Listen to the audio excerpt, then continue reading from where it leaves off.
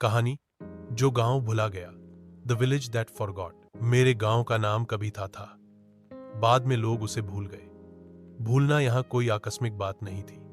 यह एक चीज थी जो हवा में उग आती, घरों की दीवारों पर चिपक जाती और लोगों की जुबान से धीरे धीरे उतर जाती। भूलने का दिन हर साल वही आता जब चांद रेत के साथ मिलकर गोल सा होता।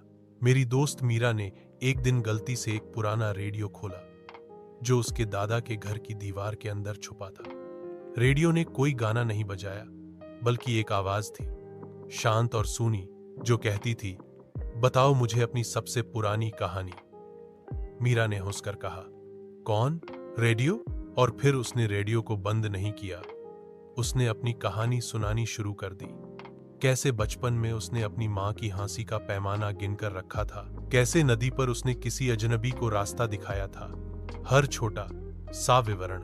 अगले सुबह मीरा ने देखा कि उसके घर की रसोई की दीवार पर लिखा हुआ उसका पहला नाम नहीं रहा। पड़ोसियों से उसने पूछा तो किसी ने उसको बिल्कुल नहीं पहचाना।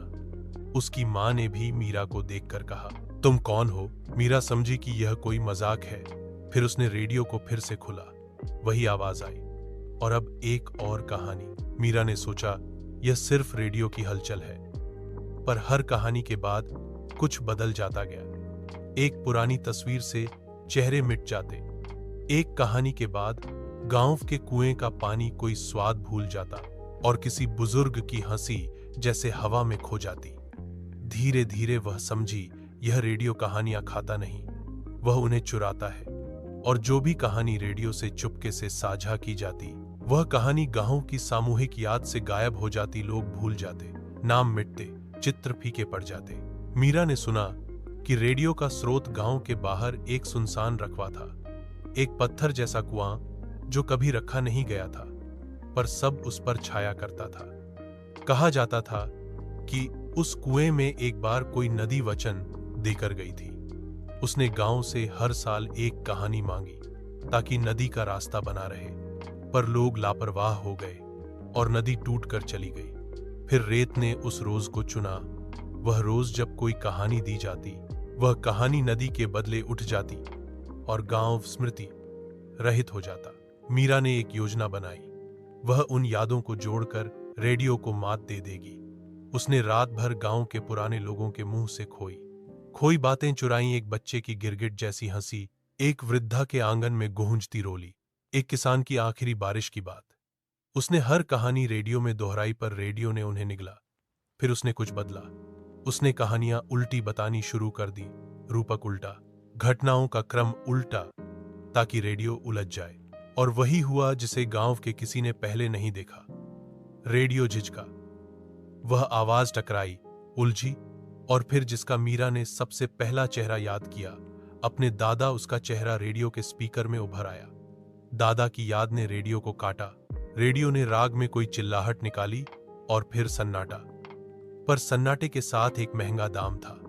हर बार जब रेडियो ने किसी कहानी को लौटाया, वह कहानी कुछ और लेकर जाती। एक आवाज, एक दिन का नाम, एक जगह की दिशा। मीरा जीत गई, पर पूरी जीत नहीं मिली। गांव की याद वापस तो आई, पर अब गांव में हर साल एक नया नियम था। जो भी कहानी रेडियो को दी जाती, वह अब एक रिवर्स टिक छोड़ती, एक स्पार्क जो किसी की आंखों में घूमता और धीरे धीरे उसकी एक याद को घुला देता। मीरा ने देखा कि दादा की हंसी तो लौट आई, लेकिन दादा खुद धीरे धीरे भूलने लगा कि उसका प्यार किस कारण था। उसने देखा कि लोग अब अपने नामों को सांसों में बांध कर रखते, नामों को पत्थरों पर लिखते, कपड़ों के अंदर तख्तियां छुपाते, यादों को भौतिक बनाने लगे ताकि रेडियो उन्हें चुरा न सके। अंतिम मोड़ वो रात आया जब मीरा ने रेडियो से मुंह मोड़ लिया। उसने गांव वालों को कहा, किसी कहानी को खाली मानकर मत दो। अगर तुम उसे रेडियो को दे रहे हो तो उसे किसी ऐसे स्थान को देना जहां भूलना असंभव हो, जैसे किसी बच्चे की हथेली, किसी फूल के पंखुड़ी का रंग, या किसी पुराने सूरजमुखी के बीज। लोगों ने अपनी इज्जत की तरह यादों की रक्षा की, पर एक चीज अनछूनी रही। रेडियो ने अब भी रातों को खुरदुरे से फुसफुसाहटें करता। किसी ने कहा उसने देखा कि रेडियो पर कभी कभी एक और आवाज आती है, नया शब्द, नया अनुरोध। और मीरा ने आखिरी बार रेडियो को बंद करते हुए भी महसूस किया कि रेडियो ने एक नई आदत सीख ली है। वह अब स्वयं यादें इकट्ठा करके उन्हें सीरत बना देता।